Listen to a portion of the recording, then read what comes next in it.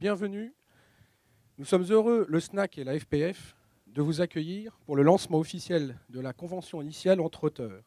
Le SNAC, syndicat national des auteurs et compositeurs, syndicat historique, qui a été fondé en 1946 par Henri Janson et Jean Cocteau, qui regroupe 1200 auteurs, toutes catégories confondues. La FPF, Association française des producteurs de films, qui représente des producteurs de cinéma et de production de programmes audiovisuels, qui a été fondée en 1972 par Anatole Doman, René Thévenet et Louis Duchesne.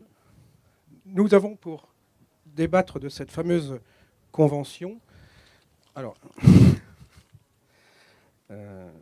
Patrick Maître-Vilbert, qui est avocat à la Cour, ancien secrétaire de la conférence et spécialiste en droit de la propriété intellectuelle. Stéphane Guénin. Excusez-moi, mais le vent ne nous facilite pas la tâche. Alors, président de la FPF, réalisateur, membre de l'ARP et membre de la DJA.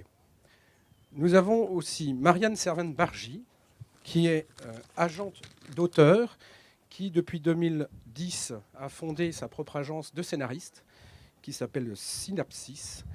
Nous avons Antoine Cupial, scénariste, réalisateur, membre de la commission de contrôle du SNAC, membre aussi du groupement audiovisuel du SNAC, responsable de la communication du SNAC sur le Cannes 2015.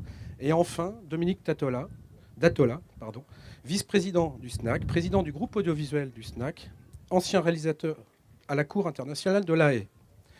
Dominique Datola, pourriez-vous déjà nous faire l'annonce du texte officiel du lancement de cette fameuse convention initiale entre auteurs, s'il vous plaît.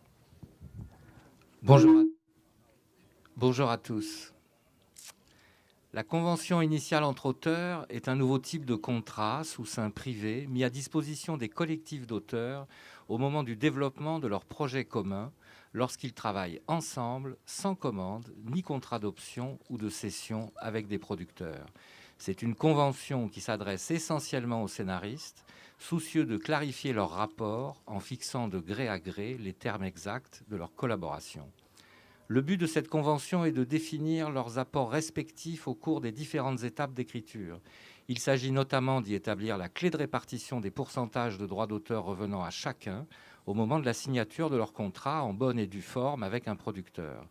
Par la ratification mutuelle de cette convention, il s'agit de leur éviter les principaux litiges qui pourraient survenir entre eux jusqu'à l'engagement tant attendu d'un producteur. Les temps d'écriture des projets cinématographiques audiovisuels on-spec sont longs et les équipes fluctuantes, surtout quand elles ne sont pas financées. Les anecdotes sont malheureusement nombreuses dans notre profession au sujet de brouilles qui ont gelé des scripts ou empêché leur mise en production.